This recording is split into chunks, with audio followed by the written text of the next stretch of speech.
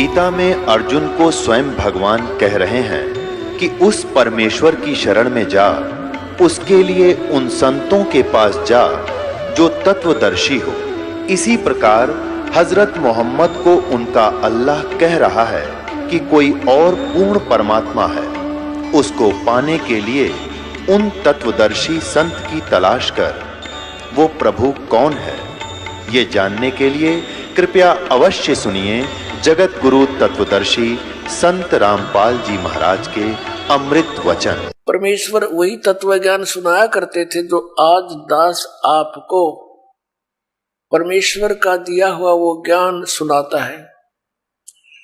और परमेश्वर के दिए हुए उस ज्ञान को प्रमाणित करने के लिए कि ये सच्चा ज्ञान है, जो परमेश्वर कबीर देव जी ने, कबीर साहब ने 600 वर्ष पहले वर्णित किया था, अपने मुख कमल से उच्चारण करके वो सच्चिदानंद घन ब्रह्म की वाणी बोली थी, वो तत्व ज्ञान बोला था, वो सच्चा था और सच्चा है और सच्चा ही रहेगा। उसके समर्थन में अपने उन पवित्र सदग्रंथों को दास आपके रूबरू करता है, जिनमें वो ज्ञान आज विद्यमान है और उस दिन भी था। जिस दिन परमात्मा के ज्ञान को ये नकली गुरु केवल संस्कृत के वक्ता ये कह करके नकार दिया करते थे कि कबीर अशिक्षित है, ये एक छोटी जाति का धानक है और इसको संस्कृत आती नहीं है, क्योंकि संस्कृत केवल ब्राह्मण ही पढ़ सकते थे और सभी सदग्रंथ संस्कृत में ही विद्यमान थे। उनका ये दाव लगा रहा और हमें भी ये असमंजस हो जाती थी कि सचमुच कबीर साहब संस्कृत नहीं पढ़े और इस कारण से ये सदग्रंथों को तो नहीं समझ सकते। और जो हमारे गुरुजी इस पवित्र हिंदू धर्म के गुरुदेव ये शंकराचार्य माने जाते, आदि शंकराचार्य थे, उनसे ही ये ज्ञान शुरू हुआ जो पूरे हिंदू समाज में समाया हुआ है। उनसे ही सुनकर ज्ञान को आगे ब्राह्मण लोग अपने अपने क्षेत्र में यही प्रचार किया करते थे। अब वो क्या ज्ञान देते थे कि श्री ब्रह्मा विष्णु महेश ये अविनाशी हैं, इनकी कोई माता पिता नहीं। परमेश्वर कबीर देव जी 600 वर्ष पहले कहा करते, ये नाशवान है, इनकी जन्म मृत्यु होती है, ये पूजा के योग्य नहीं, ये परमात्मा नहीं है। तो उस समय परमेश्वर का एक घोर विरोध करवा दिया इन नकली गुरुओं ने। परमात्मा सत्संग किया करते थे, सच्चा ज्ञान प्रदान करते थे और ये नकली गुरु आचार्य ये शास्त्र विरुद्ध ज्ञान प्रदान किया करते थे। अभी तक इनका बोलबाला रहा क्योंकि हम सदग्रंथों से अपरिचित थे। आज दया करी उस परमपिता परमेश्वर ने इस दास के ऊपर एक मेहर की, आप पुण्यात्माओं के लिए इस दास को तैयार किया, उन पवित्र सदग्रंथों को समझूं और फिर आपके रूबरू करूं। और आज हम शिक्षित हैं, सदग्रंथ लगभग सभी अनुवादित हैं। अनुवाद करता भी ये स्वयं ही है जो ये कहा करते ब्रह्मा विष्णु महेश अविनाशी है। तो पुण्यात्मा 21 ब्रह्मांड में सत्संग नहीं है इस दास के अतिरिक्त, इस बरवाला के अतिरिक्त। ये अभिमान ना समझना, ये सच्चाई समझना।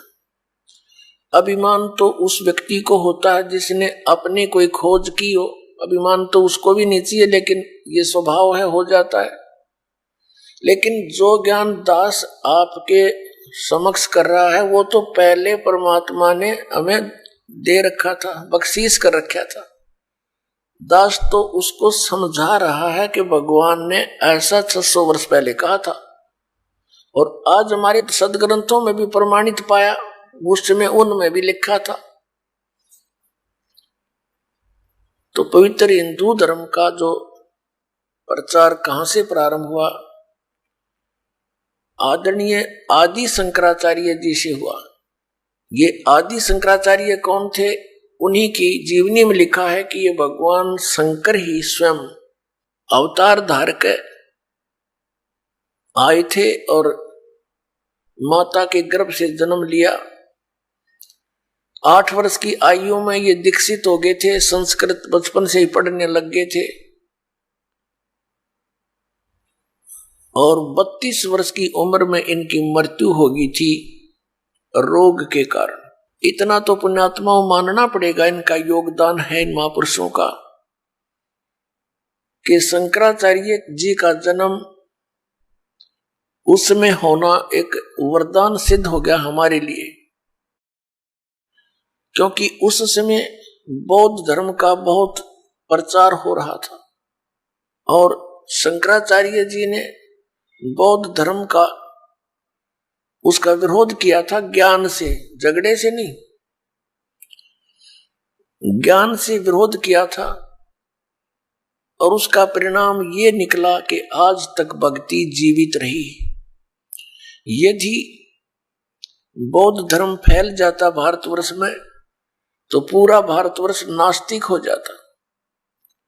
बौद्ध धर्म फैला चीन में, पूरा चीन नास्तिक हो गया। इसी प्रकार पुण्यात्मा, यदि उसमें ये पुण्यात्मा आदि शंकराचार्य जी नहीं आते तो आज हम राम का नाम भी नहीं लेते। लेकिन बात वही रही कि आसमान से गिरे और खजूर में अटके, फिर लाभ क्या हुआ? शंकराचार्य जी ने हमें क्या ज्ञान दिया कि जीव ही ब्रह्म है। फिर दूसरा ज्ञान क्या दिया कि श्री शंकर भगवान परमात्मा है, विष्णु भगवान परमात्मा है, शिव भगवान परमात्मा है, ब्रह्मा जी परमात्मा है।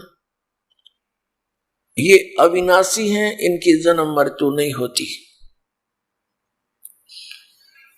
और ये इनके आदरणीय शंकराचार्यों के ये पूज्य इष्ट भी हैं, रामकृष्ण, श्री कृष्ण और भगवान विष्णु, भगवान शंकर आदि। ब्रह्मा जी की तो पूजा ये करते नहीं। आज का जो सत्संग आपके लिए रहेगा कि सत्संग 21 ब्रह्मांड में नहीं है और सदग्रंथों का ज्ञान इस दास के अतिरिक्त या परमात्मा के अतिरिक्त या उन महापुरुषों के अतिरिक्त जो परमात्मा से परिचित हुए, साक्षात्कार किया उनका, वो चंद महात्मा है। पूरे विश्व में उनके अतिरिक्त पूरे विश्व में ज्ञान नहीं, अध्यात्म ज्ञान नहीं, उनको वेदों और शास्त्रों का ज्ञान नहीं। तो फिर सत्संग खाक करा, उनने उल्टा पाठ पढ़ा दिया। अब आपको दिखाते हैं कि शंकराचार्य जो परंपरा है इसमें क्या पूजा होती है, ये क्या सत्संग सुनाते हैं और किसको ये पूज्य मानते हैं। पुण्यात्माओं, एक विशेष मेहर है मालिक की कि आज मानव समाज को वो सच सुनने को मिल रहा है जिसकी हमें बहुत पहले आवश्यकता थी। फिर भी हम शुक्र मनाते हैं उस परम पिता कबीर भगवान का, जिन्होंने आकर के स्वयं दया करी हम दासों पर और ये तत्व ज्ञान समझा दिया। ये देखिएगा, एक पुस्तक है, एक पत्रिका, मासिक पत्रिका श्री माता, और ये Shri Mata commercials private limited का प्रकाशन, आषाढ़ पूर्णिमा संवत 2066 जुलाई 2009, वर्ष 8, अंक 97, ये इनका यहां से प्रकाशित है। शंकराचार्य परंपरा संपोषिका श्री विद्या साधक साहिका।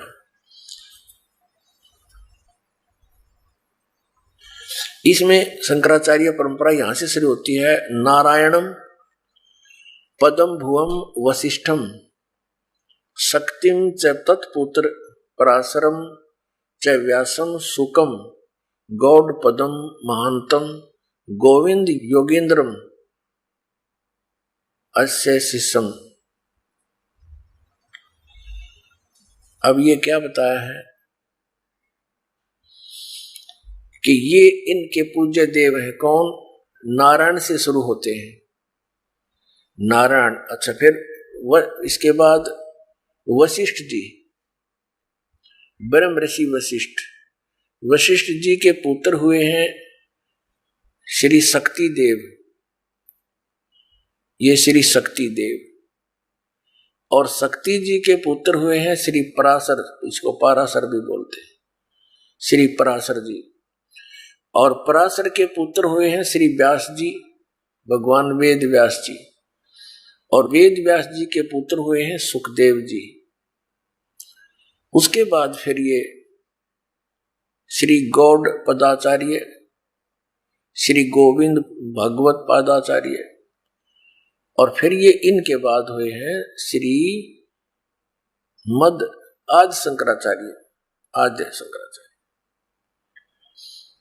नारायणम स आरंभाम शंकराचार्य मध्यम, ये न अपना। अच्छा, यहां से क्या है कि वर्तमान में अब ये शंकराचार्य हैं 4 मठों पर। श्री स्वरूपानंद जी, यह साफ नहीं दिखाई देते, ज्योतिष पीठाधीश्वर व द्वारका शारदा पीठाधीश्वर। और स्वामी श्री निशनानंद सरस्वती जी पुरी गोवर्धन पीठाधीश्वर। और ये है श्री भारती तीर्थ जी श्रृंगेरी पीठाधीश्वर। और इनके भगवान कौन है ये देखिएगा, पीछे देखना। ये नारायण यानी विष्णु जी, और ये श्री ब्रह्मा जी, और ये श्री शिव जी। ये इनके पूज्य देव हैं। ये एक पुस्तक है ज्योतिर्मय ज्योतिर्मठ, इसको और दिखाते हैं आपको। ये हैं श्री स्वरूपानंद जी शंकराचार्य, 2 पीठों के पीठाधीश्वर। देखिए पूरा इसको। ये हैं शंकराचार्य जो वर्तमान में 2 पीठों को संभाले हुए हैं, ज्योतिर्पीठ और द्वारका पीठ। अब यहां देखिएगा इसके दूसरे पृष्ठ पे, ये है ज्योतिर्मय ज्योतिर्मठ, ये पुस्तक का नाम है। ये किसके संरक्षक हैं? अनंत श्री विभूषित ज्योतिष पीठाधीश्वर एवं द्वारका शारदा पीठाधीश्वर जगत गुरु शंकराचार्य स्वामी श्री स्वरूपानंद सरस्वती जी महाराज, जिसका आपने ये चित्र देखा ये। और संपादक लेखक एवं संकलनकर्ता विष्णुदत्त शर्मा, अध्यक्ष आध्यात्मिक उत्थान मंडल दिल्ली। प्रेरणा स्रोत है श्री शुद्धानंद ब्रह्मचारी जी, मुद्रक हैं फाइन प्रिंट एंड पैक्स। परामर्श एवं सहयोग श्री विपिन बिहारी दत्त रामायणी, श्री पुनीत शर्मा, श्री आशुतोष जोशी। प्रकाशक हैं अखिल भारतीय आध्यात्मिक उत्थान मंडल, 1/3224 गली नंबर 2, रामनगर तिवारी मंडोली रोड, सादरा दिल्ली। ये इनके फैक्स और फोन नंबर है। अच्छा, इस पे दिखाते हैं आपको 2 नंबर इसकी। अब ये इनका एक पैड है, उसके ऊपर इसने लिखा है पूज्य श्री का संदेश। किसका? स्वामी स्वरूपानंद सरस्वती जी का महाराज। अनंत, इनकी देखो उपमा कितनी गजब की है। अनंत श्री विभूषित श्री मद गुरु शंकराचार्य ज्योतिष पीठाधीश्वर श्री स्वामी स्वरूपानंद सरस्वती जी महाराज, ज्योतिर्मठ बद्रिकाश्रम हिमालय संचार यात्रा स्थल। ये इनके हाथ से लिखा हुआ लेख है कि हमारे शंकर अद्वितीय दर्शन के अनुसार, ये कोई शंकर अद्वैत, ये कोई इनका लेख है जो आदि शंकराचार्य जी का लिखा हुआ अनुसार, भूत भौतिक प्रपंच के मूल में प्रकाश और विमर्श दो पदार्थ हैं जो मणि और उसकी प्रभा के समान परस्पर अभिन्न है। प्रकाश शिव और विमर्श उसकी शक्ति यानी शिवा, शिव और पार्वती, ये देखो उसकी शक्ति है। पार्वती और परमेश्वर या त्रिपुर सुंदरी या त्रिपुर सुंदर उन्हीं का अभिव्यक्त रूप है, स्वरूप है। शक्ति संलित शिव ही जगत के सर्जन, पालन और संहार में समर्थ होते हैं। हमारा सीधा संबंध शक्ति के उस स्वरूप से है जो जगत का पालन रक्षण करती है आदि आदि। अब ये देखिएगा, ये है श्री स्वरूपानंद जी, ये इनके नीचे लिखा इनका पूरा एड्रेस। प्रातः स्मरणीय पूज्य पाद अनंत श्री विभूषित ज्योतिष पीठाधीश्वर एवं द्वारका शारदा पीठाधीश्वर जगत गुरु शंकराचार्य स्वामी श्री स्वरूपानंद सरस्वती जी महाराज। अब देखो आगे, ये पार्वती जी की पूजा करते हैं। ये क्या बताते हैं? भगवती श्री राजेश्वरी त्रिपुर सुंदरी देवी, इसकी पूजा करते हैं। ये इसका प्रमाण आपके समक्ष है, देखिएगा। और भगवान शिव को भी ये समान आदर से देखते हैं। इसी पुस्तक के हम प्रश्न 9 पर आते हैं। ये ज्योतिर्मय ज्योतिर्मठ, इसी पुस्तक के हम इसके प्रश्न नंबर 9 पर पढ़ेंगे। वर्तमान में इन 4 मठों के 3 अधिकृत शंकराचार्य हैं। ज्योतिष पीठाधीश्वर एवं द्वारका पीठाधीश्वर पूज्य स्वामी अनंत विभूषित श्री स्वरूपानंद सरस्वती जी महाराज हैं, और गोवर्धन पीठाधीश्वर पूज्य स्वामी अनंत श्री विभूषित स्वामी निश्चलानंद जी सरस्वती हैं। और दोया के तो ये हो गए स्वरूपानंद जी, इन दोनों के ज्योतिष पीठ के और द्वारका शारदा पीठ के तो स्वरूपानंद जी। और गोवर्धन पीठाधीश्वर पूज्य स्वामी अनंत श्री विभूषित निश्चलानंद सरस्वती जी महाराज, और श्रृंगेरी पीठ के पूज्य श्री अनंत श्री भारत तीर्थ जी महाराज। ये तीनों ने 4 मठों को संभाल रखा है। अब इसके हम पृष्ठ 11 पर पढ़ेंगे। इसमें आदि शंकराचार्य जी का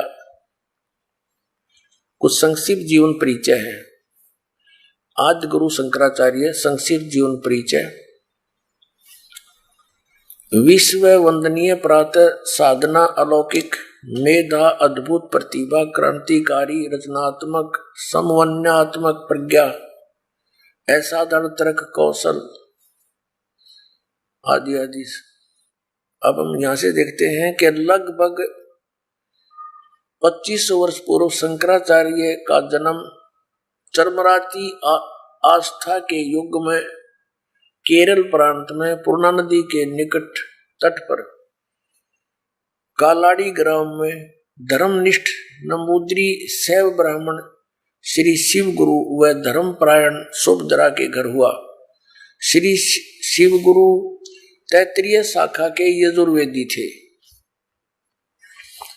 शंकराचार्य का जन्म शंकर के आशीर्वाद से हुआ, अतः उनका नाम शंकर रखा गया। गुरु परंपरागत मठों के अनुसार उनका आविर्भाव काल,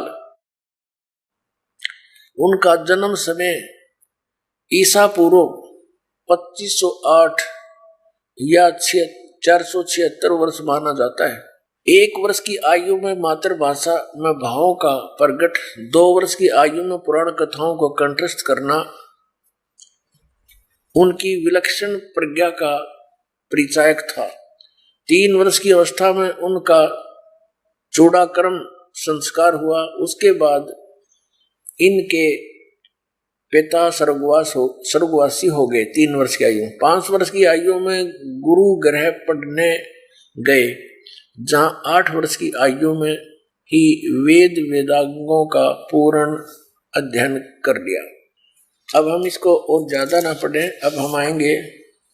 आदरणीय आदि शंकराचार्य जी ने 4 मठों की स्थापना की और 10 प्रकार के सन्यासी बनाए,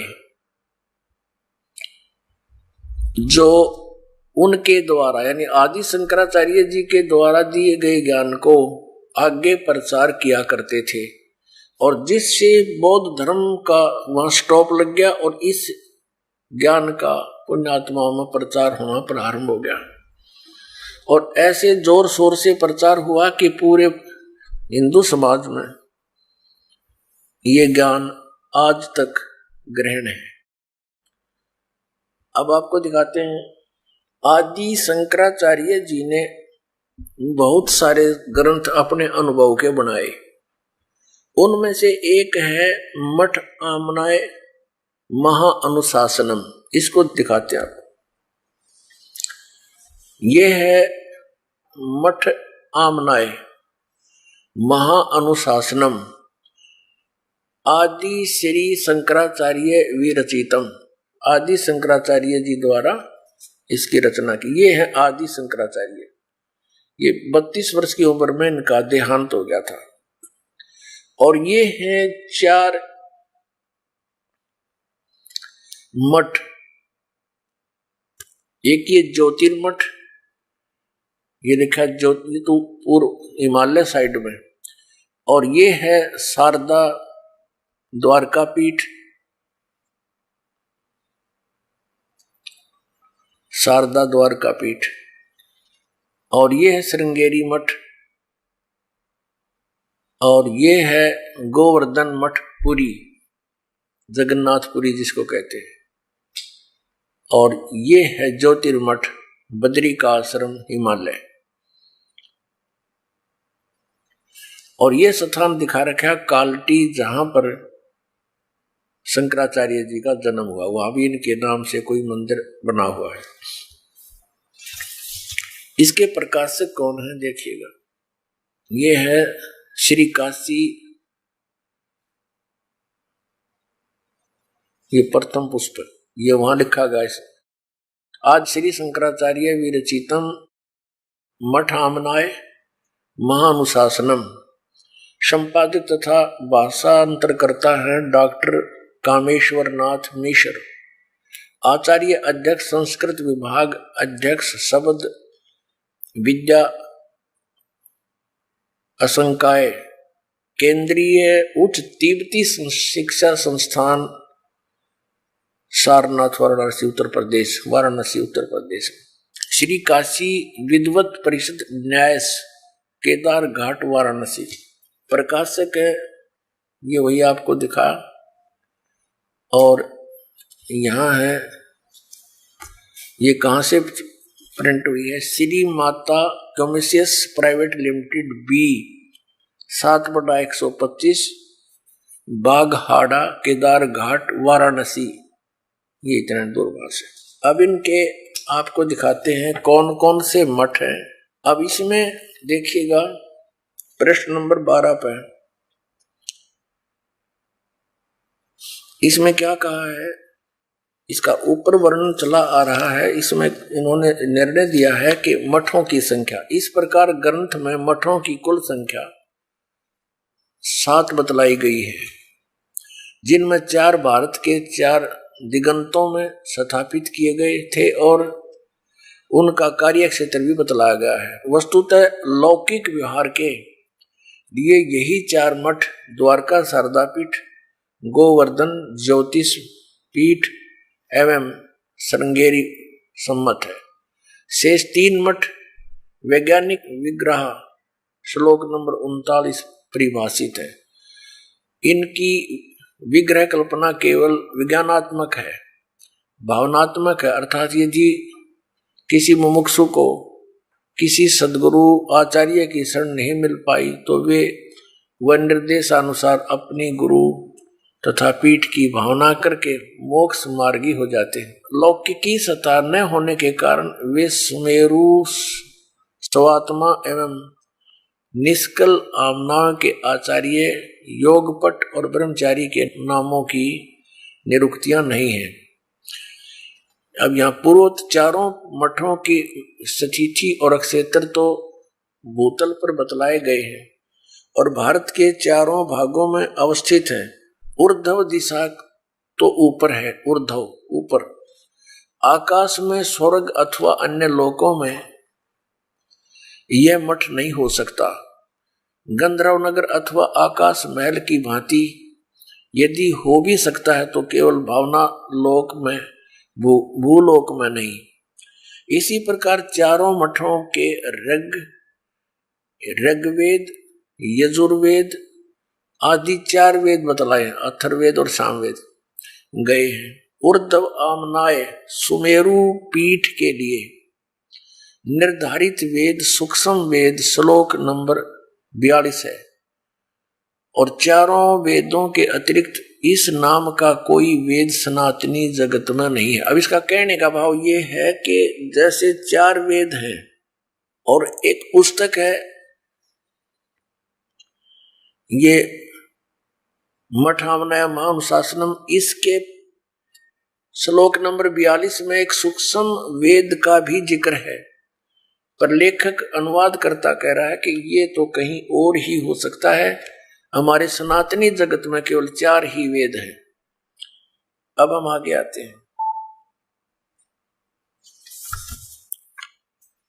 अब इन चारों मठों पर पूरे हिंदू धर्म को ज्ञान दिया जाता है और जो आदि शंकराचार्य जी के द्वारा स्थापित हैं और उनके द्वारा दिया गया ज्ञान है, वो किन किन मठों में कौन से वेद का पाठ होता है और कौन से देवी देवता की पूजा होती है, ये वर्णन दिखाते हैं। देखिएगा, पुस्तक वही है, पुस्तक ये वही चल रही है, मठ आमनाय महानुशासनम, पृष्ठ नंबर 33 पर शारदा मठामनाय, ये शारदा मठ के विषय में है। इसमें क्या बताया है? आदि शंकराचार्य द्वारा स्थापित पहला आमनाय पश्चिम दिशा में है, जिसको शारदा मठ कहा जाता है। ये आपको यहां दिखाया था, ये है शारदा मठ, ये वाला शारदा मठ द्वारका, द्वारका वाला, जिसको शारदा मठ कहा जाता है। इसका कीटवार संप्रदाय है, तीर्थ और आश्रम इसके सन्यासियों के पद अर्थात योग पट है। अच्छा, अक्षेत्र देवता देवी और प्रथम आचार्य यहां लिखे इसके बारे में। इस अक्षेत्र का नाम द्वारका है और देवता सिद्धेश्वर है, सिद्धेश्वर, और देवी भद्रकाली है तथा आदि आचार्य विश्व रूप सुरेश्वर आचार्य, ये प्रथम थे जो स्थापित किए, सुरेश्वर आचार्य। और इसमें देखना ये क्या लिखा कि निर्मल तीर्थ गोमती है, यहाँ स्वरूप नामक ब्रह्मचारी साम वेद का वक्ता कहा गया है। इसमें साम वेद का ही पाठ होता है। आगे देखो, ये वही चल रहा है, उसी के बारे में चर्चा चल रही है ये। और इसका महावाक्य क्या है, ये प्रश्न नंबर 35 पर हम आगे हैं। इस शारदा पीठ का महावाक्य है, महावाक्य एवं गोत्र। इस आमनाय का महावाक्य तत्वमसि, तत्वमसि, तत्वमसि है। इसका उल्लेख साम वेद अंतर्गत ये छांदोग्य उपनिषद का 6/8 ये श्लोक है, अध्याय 6 का श्लोक 8। ये छांदोग्य उपनिषद से लिया गया इन्होंने ये तत्वमसि,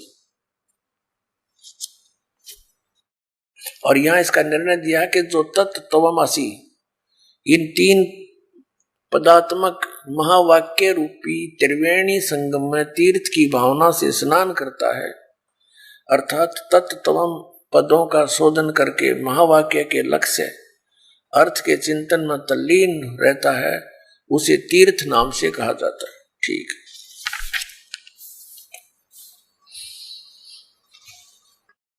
अब ये है गोवर्धन मठ आमनाए। गोवर्धन उस मठ के बारे में जानकारी है। इसमें गोवर्धन मठ माना जाता, यह है कि दूसरा आमनाए पूर्व दिशा में वह गोवर्धन मठ माना जाता है। यहां देखेंगे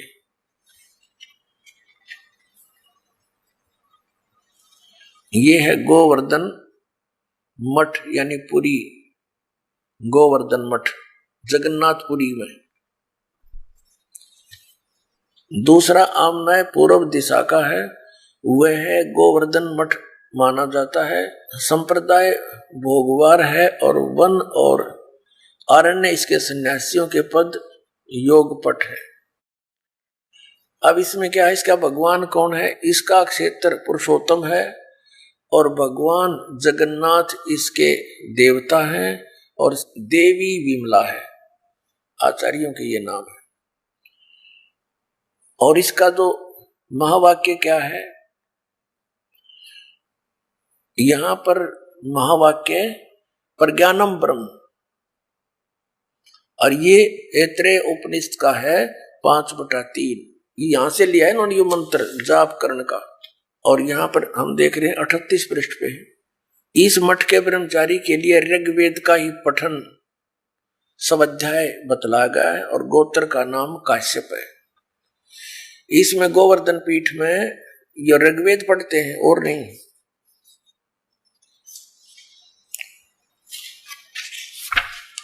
अब ये ज्योतिर्मय ज्योतिर्मठ आमनाय, इसका दूसरा नाम, तीसरा आमनाय उत्तर दिशा का है जो कि ज्योतिर्मठ है, अथवा उसका दूसरा नाम श्रीमठ भी कहा गया है। बद्री का आश्रम इसका क्षेत्र है। भगवान नारायण देवता है और देवी पूर्णागिरी जी है, पूर्णागिरी है।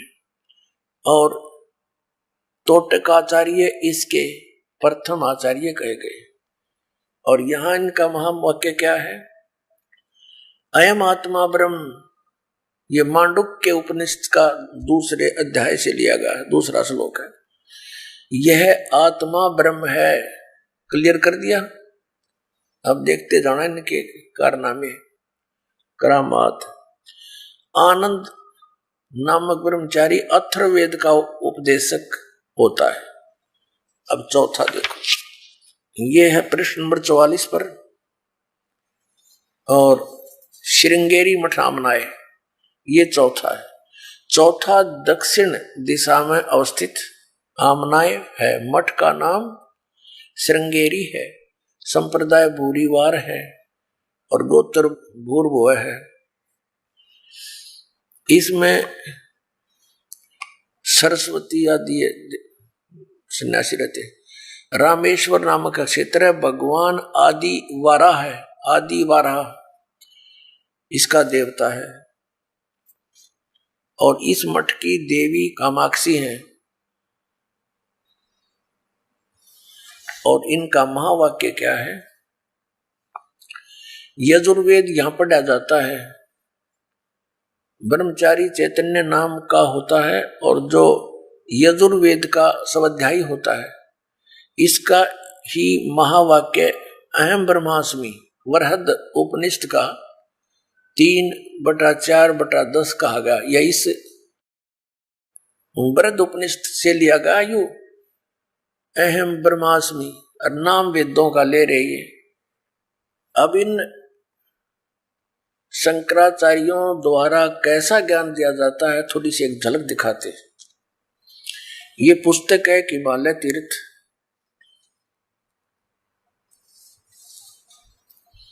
जेपी नंबूरी इसके ये लेखक हैं। हिमालय तीर्थ जेपी नंबूरी, उप मुख्य कार्यकारी, श्री बद्रीनाथ केदारनाथ मंदिर समिति,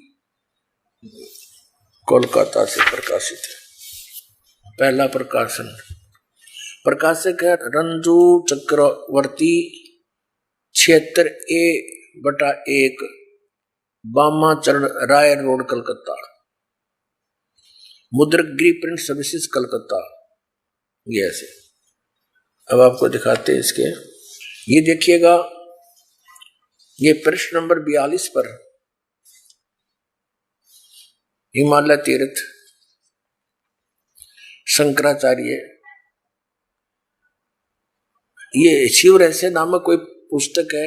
बौद्ध मीमांसक मंत्र अर्थात कलयुग के 3000 वर्ष व्यतीत होने पर बौद्ध मीमांसकों के मत पर विजय प्राप्ति के लिए शंकर यति के रूप में आविर्भूत होंगे। आविर्भूत यानी कलयुग जब 3000 वर्ष बीत जाएगा तब शंकराचार्य का जन्म होगा, और उनका जन्म ऐसे ही हुआ 3000 वर्ष बीत जाने पर। अब इसमें कथा दिखाते हैं आपको, हमारे शंकराचार्य जी हमें क्या कथा सुनाते हैं, कैसा ज्ञान देते हैं। यह एक कथा सिंपल सी लेंगे, ज्यादा इतना समय नहीं हम वेस्ट करेंगे। देखना, ये पृष्ठ नंबर 19 पे एक कथा सुनाई है इन्होंने इन तीर्थों के बारे में, ये तीर्थ कैसे बने। ये हिमालय तीर्थ पुस्तक है। यहां लिखा है कि ये पहले तो इन्होंने और बताई है, नर और नारायण ऋषियों के पश्चात अन्य ऋषि मुनियों व भक्तों द्वारा यह ज्योतिर्लिंग पूजित रहा। एक भगवान ने कोई किसी नर और नारायण नामक व्यक्तियों की पूजा से प्रसन्न होकर ज्योतिर्लिंग की स्थापना की, उसकी ये पूजा करते रहे। उसके पश्चात तत्पश्चात महाभारत काल में पांडवों द्वारा गोत्र हत्या अर्थात महाभारत युद्ध में अपने भाई बंधुओं आदि की हत्या के पाप से मुक्ति हेतु यहाँ पर देवादिदेव महादेव की आराधना की। अपना पाप नाश करने के लिए भगवान शंकर भगवान की पूजा की उन्होंने, ये पांडवों ने। इसी प्रसंग में पुराणों में एक कथा आती है, भगवान वेद व्यास जी की आज्ञा से पांडव केदार क्षेत्र में गए। भगवान महिष यानी भैंस का रूप धारण कर केदार अंचल में विचरण करने लगे। भगवान शंकर ने भैंस का रूप धारण किया और उस केदार अंचल में यानी उस क्षेत्र में घूमने लगे भैंस बनकर। और भीम ने भगवान शिव को मायावी महिषी के रूप में पहचान लिया। अब नो कहे भीम ने वो पहचान लिया कि यो भगवान शिव है भैंस के रूप में, और वे ऐसा जानकर भगवान शिव महिष रूप में पृथ्वी में समा ही रहे थे कि महाबली भीम ने दौड़कर उनका पिछला भाग पकड़ लिया। पांडवों की भक्ति एवं विश्वास को देखकर भगवान शिव ने उन्हें साक्षात दर्शन दिए। गुरु हत्या पाप के फलस्वरूप प्रायश्चित के रूप में भीम द्वारा पकड़े गए पृष्ठ भाग की पूजा अर्चना का आदेश देकर वहीं अंतर्ध्यान हो गए। पृष्ठ माने पिछला हिस्सा, भैंस का पिछला, मैं बताऊंगा आपको डिटेल से। पृष्ठ भाग ने शिला का रूप धारण किया, पत्थर बन गया फिर पिछला हिस्सा। अब ये क्या कहना चाहते हैं कि जब इन पांडवों को श्री कृष्ण जी ने आदेश दे दिया था कि तुम्हारे ऊपर एक भयंकर पाप है, जो महाभारत में तुमने बंधुघात किया, गुरुजन मार दिए, कितना अत्याचार किया, इसके मोक्ष के लिए तुम हिमालय में जाओ और वहां तपस्या करो अंतिम श्वास तक।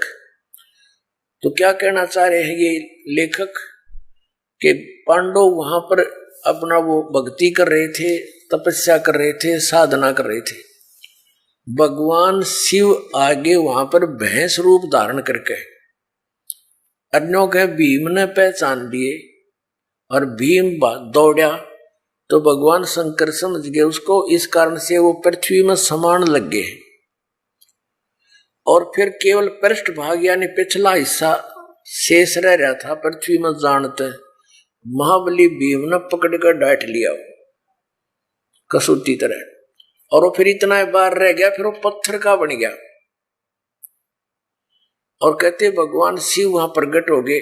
ये काल का छल है सारा, ये शिव रूप में प्रकट हो गया और उनको कह दिया कि तुम बस इसकी पूजा करो, भैंस के पिछले हिस्से की और टट्टी गोबर के स्थान की भीम पूजा करने ला दिए और वो बन गया तीर्थ स्थान। वो टट्टी पेशाब के पोर्शन का तुम इसकी पूजा करो और वो तीर्थ बन गया हमारा। क्या देखिए फिर पढ़िए, ये समझ में आओगा। भगवान वेद व्यास की आज्ञा से पांडव केदार क्षेत्र में आए। भगवान महिष यानी भैंस का रूप धारण कर केदार अंचल में विचरण करने लगे। भीम ने भगवान शिव की मायावी महिष के रूप में पहचान लिया, शिव को भैंस के रूप में पहचान लिया। वह ऐसा जानकर भगवान शिव महेश रूप में पृथ्वी में समा ही रहे थे कि महाबली भीम ने दौड़कर उनका पिछला भाग पकड़ लिया। पांडवों की भक्ति व एवं विश्वास को देखकर भगवान शिव ने उन्हें साक्षात दर्शन दिए और फिर गोत्र हत्यार गुरु हत्यार ये के फलस्वरूप प्रायश्चित के रूप में भीम द्वारा पकड़े गए पृष्ठभाग यानी पिछले हिस्से को की पूजा अर्चना का आदेश देकर वही अंतर्ध्यान हो गए। पृष्ठभाग ने शिला का रूप धारण कर लिया, पत्थर बन गया वो पिछला हिस्सा, तो पांडवों द्वारा पूजित हुआ। पांडव लाग गए उसने टट्टी पेशाब के पोर्शन ने पूजन ये भगवान, ये थे हमारे शंकराचार्य जी का ज्ञान। ये देखो ये काल का जाल है सारा। आगे फिर जो भैंस रूप में भगवान शिव थे कहते हैं वो पृथ्वी में समा गए, समाने लगे तो पिछला हिस्सा तो भीम ने पकड़ लिया, वो उड़े डट गया। अब आगे कौन कौन से पैर कहाँ गए, मुंह कित निकला जाकर उसका, ये देखियो। ये 19 पृष्ठ पे पढ़ रहे हैं हिमालय तीर्थ के। यहां आ गया अंतर जा रहा, और वो फिर पिछला हिस्सा पृष्ठ भाग यानी पिछला हिस्सा, ये पिछला भाग है भीम द्वारा पृष्ठ भाग जो है निशिला का रूप धारण कर लिया और पांडवों द्वारा पूजित हुआ। पांडव उसकी पूजा करने लगे, फिर पूछड़ की, और तब से आज तक पूजित है। आज तक उससे की पूजा पर लग रहे हैं भक्त। महिष का अगर भाग नेपाल में जाकर प्रकट हुआ, ओहो और जो पशुपति नाथ के नाम से विख्यात हुआ। अरे वाह देवताओं, कहते उस भैंस का अगला मुंह सिर उड़ा निकला जाके कहा, नेपाल में। महेश का अगर भाग यानी अगला हिस्सा मुंह सिर नेपाल में जाकर प्रकट हुआ, जो पशुपति नाथ के नाम से विख्यात हुआ। अब वहां पशुपति नाथ के नाम से मंदिर बन गया, लोग वहां पूजन लगे। ये इन हमारे शंकराचार्यों द्वारा दिया गए ज्ञान पर आधारित पुण्यात्मा वो साधना कर रहे हैं। महिष के अन्य 4 भाग कर्म से तुंगनाथ में बाहु, रुद्रनाथ में मुख, मद महेश्वर में नाभि और कल्पेश्वर में जटा। इस प्रकार केदारनाथ को छोड़कर महिष रूपी भगवान शंकर के अन्य 4 भाग केदार क्षेत्र में प्रतिष्ठित हुए।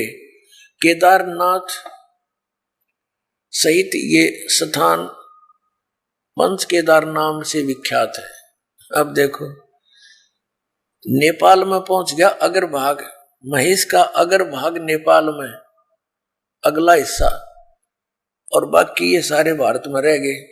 और वो नेपाल में जो पशुपतिनाथ की पूजा होती है वह ऐसे इनके बनाए हुए ये अपना विधान है। देखो पुण्यात्माओं, हमने वो साधना करनी है जो हमारे पवित्र वेदों और पवित्र गीता में लिखी। हम ये नहीं कहते कि ऐसा ना हुआ होगा।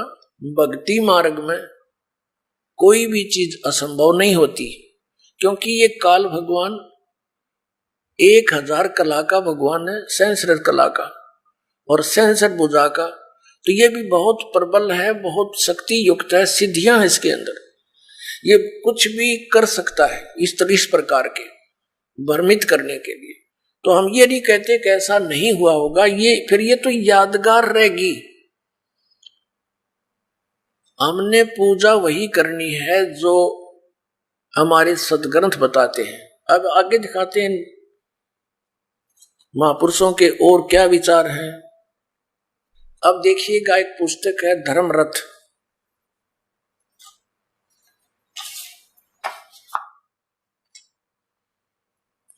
और ये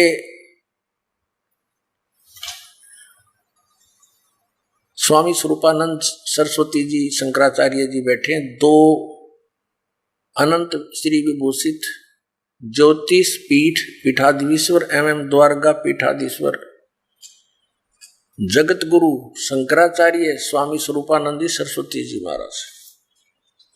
और ये धर्मरथ के लेखक हैं। ये धर्मरथ पुस्तक स्वामी स्वरूपानंद सरस्वती जी महाराज गोस्वामी तुलसीदास कृत रामचरित मानस में वर्णित धर्मरथ सारगर्भित प्रवचन। प्रकाशक हैं इसके स्वामी सदानंद सरस्वती, शारदा पीठ प्रकाशनम, द्वारका, इतने, जामनगर गुजरात, दूरभाष इतने। धर्मरथ ये मुद्रक है अंबिका ऑफसेट मीठापुर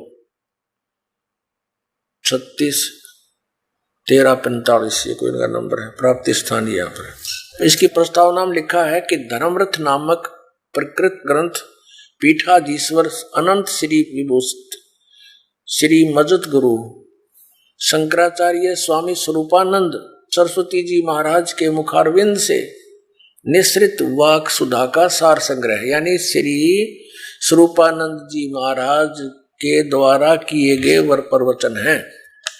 ये जो आपको दास अब सुनाने जा रहा है। अब देखिएगा इसके प्रश्न नंबर 51 पर, धर्मरथ 51 पृष्ठ। हम यहां से पढ़ेंगे। जड़ बुद्धि में वह शक्ति नहीं जो आत्मा को जान सके, और यदि आत्मा बुद्धि के द्वारा जाना जाता है तो आत्मा हो गया ज्ञेय। ब्रह्म किसी का दृश्य बन नहीं सकता।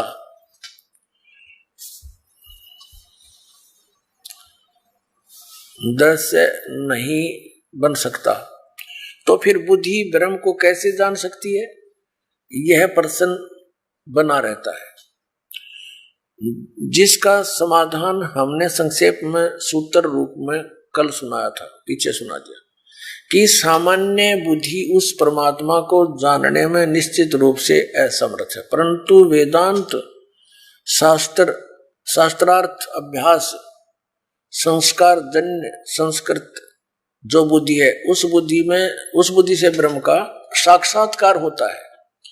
बुद्धि ही विवेक करती है, विवेक करते करते हमें उस स्थिति में पहुंचा देती है जहां जाकर ब्रह्म का साक्षात्कार सहज में ही हो जाता है। ब्रह्म का साक्षात्कार क्या है? जैसे हम किसी मनुष्य को देखते हैं और कहते हैं कि हमने उसका साक्षात्कार किया, आपसे हम मिले, उस प्रकार ब्रह्म से साक्षात्कार नहीं हुआ। फिर कैसा? इस प्रकार ब्रह्म किसी को गोचर नहीं होता, वो दिखता नहीं, इंद्रियों और मन के द्वारा वह नहीं जाना जा सकता। तो ब्रह्म का साक्षात्कार क्या है? वस्तुतः स्थिति यह है कि ब्रह्म को सब जानते हैं। किस रूप में जानते हैं? जिस तत्व के रूप में श्रुतियों ने आत्मा को बतलाया है। आत्मा सबको विदित है। मैं हूं यह कौन नहीं जानता? सब कहते मैं हूं भगवान के संबंध में, तो लोग प्रश्न करते, वे कहते हैं कि महाराज भगवान है कि नहीं। तो हम उनसे यही पूछते हैं कि तुम हो कि नहीं। अगर तुम हो तो भगवान भी है, क्योंकि पहले हमने आपको देखा। मैं कौन हूं? तो अहम ब्रह्मास्मि, मैं ब्रह्म हूं। इस बात का सभी को ज्ञान है, मैं हूं। आइए अब हम उन श्रद्धालुओं के अनुभव जानते हैं जो जगत गुरु तत्वदर्शी संत रामपाल जी महाराज जी से दीक्षा प्राप्त कर चुके हैं तथा उनके द्वारा बताए गए भक्ति मार्ग पर चल रहे हैं। सर नमस्कार। नमस्कार सर। क्या नाम है आपका? महेंद्र सिंह सिसोदिया। महेंद्र सिंह जी, कहाँ से आए आप? मैं ग्राम गंडाल, तहसील बामणवास, जिला सवाई माधोपुर, राजस्थान से आया हूँ सर। संत रामपाल जी महाराज जी की शरण में आने से पहले आप क्या भक्ति साधना करते थे? पहले सर यही करते थे, जैसे देवी की पूजा और हनुमान जी की पूजा, भूत प्रेत, ये जो भी आउत प्रेत, इनको पूजा करना, ये सब करते थे सर। सर जब ये सभी प्रकार की पूजाएं आप कर रहे थे तो फिर आपको संत रामपाल जी महाराज जी से नाम दीक्षा लेने की क्या जरूरत आन पड़ी? सर मैं 45 साल तक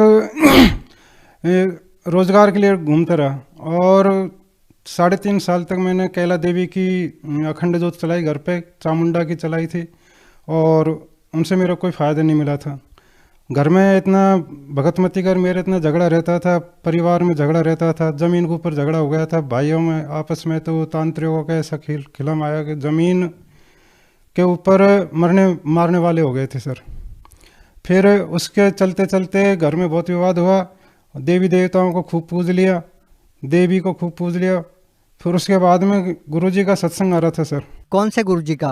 गुरुजी जगत गुरु तत्वदर्शी संत रामपाल जी महाराज का, टीवी पर।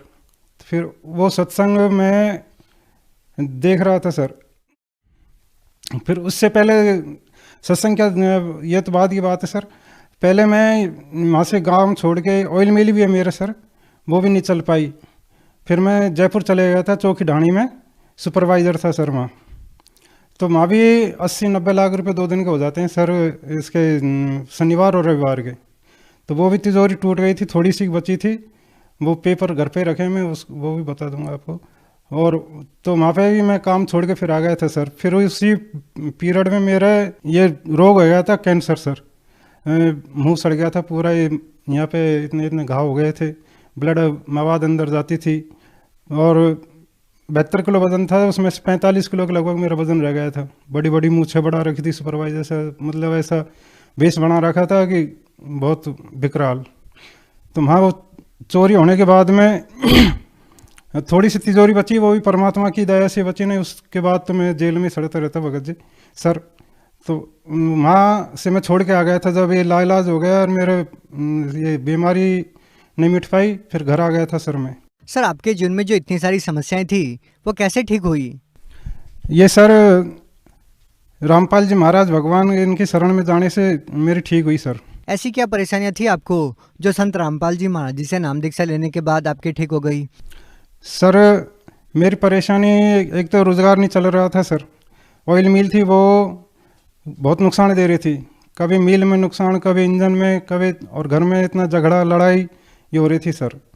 और बीमारी इतनी पीछे पड़ गई कि इलाज नहीं हो पा रहा था। घर में लड़ाई झगड़े, तांत्रिकों का प्रकोप, भूत प्रेतों का प्रकोप, इतना झगड़ा हो रहा था सर। तो ये सब आराम मेरा गुरुजी जगत गुरु तत्वदर्शी संत रामपाल जी महाराज जी की शरण में जाने के बाद आराम हुआ सर।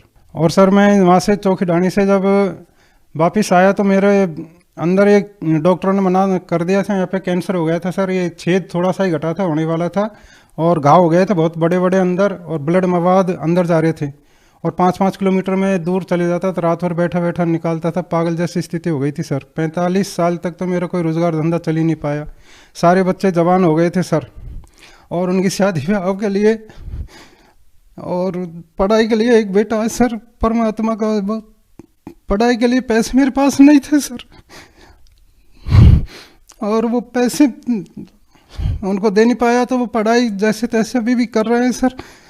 उसके बाद मैं गांव आ गया सर, चौकी ढाणी की सुपरवाइज़र का वो काम छोड़ के, और घर आके फिर मैं घर पे ऊपर खाना खा के और नीचे आके टीवी देखता रहता था सर। उससे पहले मेरे साड़ी साहब है मलावना चौड़ में, गणपत दास जी नाम उनका, उन्होंने मेरे को खूब कहा कि जीजा जी तुम ये देवी देवताओं की पूजा छोड़ दो, इनसे कोई फ़ायदा नहीं होगा, तुम मेरे साथ चलो गुरुजी के पास। तो मैं इतना नीच था सर, मैंने परमात्मा के लिए सर मैंने ऐसे बोल दिया, जो महाराज जो गुरुजी जेल में वो क्या निहाल करेंगे, कोई क्या काम करेंगे वो, ऐसे मैंने मेरे साड़ी साहब को बोल दिया सर। और उन्होंने मेरे कई बार समझाया कि जीजा जी कुछ नहीं है इनमें। और मैं अखंड ज्योति देवी की चलाता रहा, यहाँ से काट के पतासा भर के उनको भोग लगाना करना, तांत्रिकों जैसे मेरे को बताया ऐसे मैं करता रहता था सर। पंडितों से खूब बूझ के मैंने इलाज करवाया।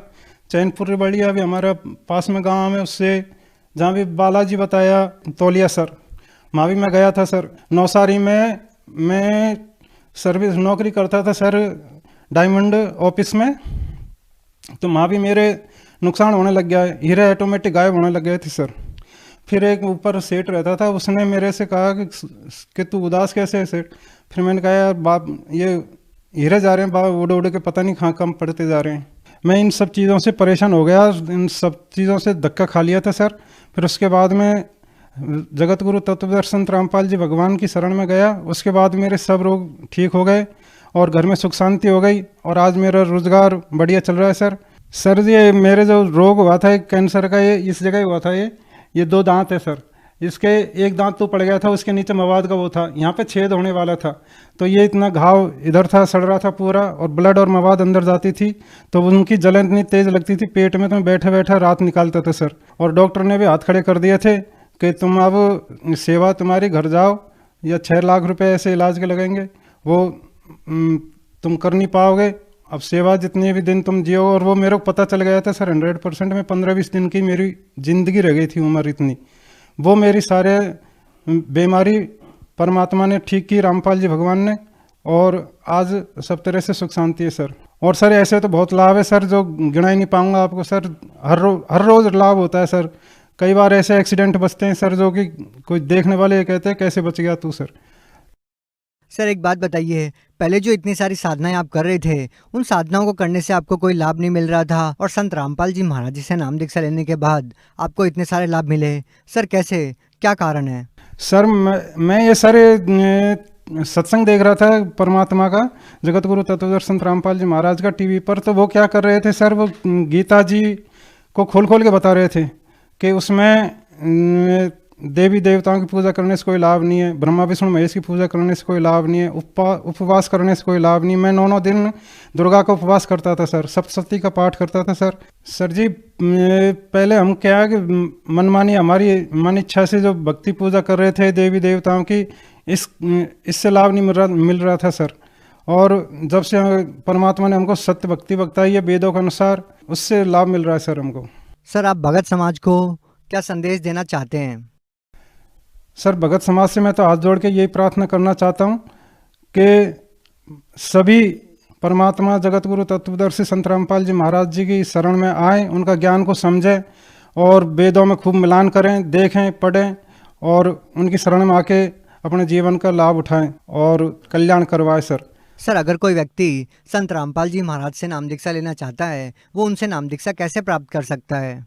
बहुत सारे टीवी चैनलों पर परमात्मा जगत गुरु तत्वदर्शी संत रामपाल जी महाराज जी का सत्संग आता है, उस पर पीली पट्टी चलती है सभी चैनलों पर, बहुत सारों पर, और तो उसमें नंबर दिए रहते हैं और हर डिस्ट्रिक्ट में ये खुल रहे हुए हैं नामदान केंद्र, फ़ोन करके अपने कांटेक्ट करके नाम दीक्षा ले सकते हैं सर।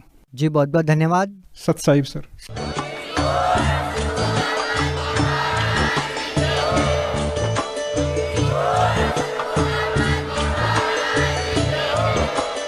आप सुन रहे थे जगत गुरु तत्वदर्शी संत रामपाल जी महाराज जी के मंगल प्रवचन। अधिक जानकारी के लिए विजिट कीजिए हमारी वेबसाइट www.jagatgururampalji.org। संत रामपाल जी महाराज जी के शुभ आशीर्वाद से पूरे विश्व भर में 500 से भी ज्यादा नाम दीक्षा केंद्र हैं, जिन पर संत रामपाल जी महाराज जी द्वारा ऑनलाइन निशुल्क नाम दीक्षा दी जा रही है। अपने नजदीकी नाम दीक्षा केंद्र का पता करने के लिए संपर्क करें 8222880541।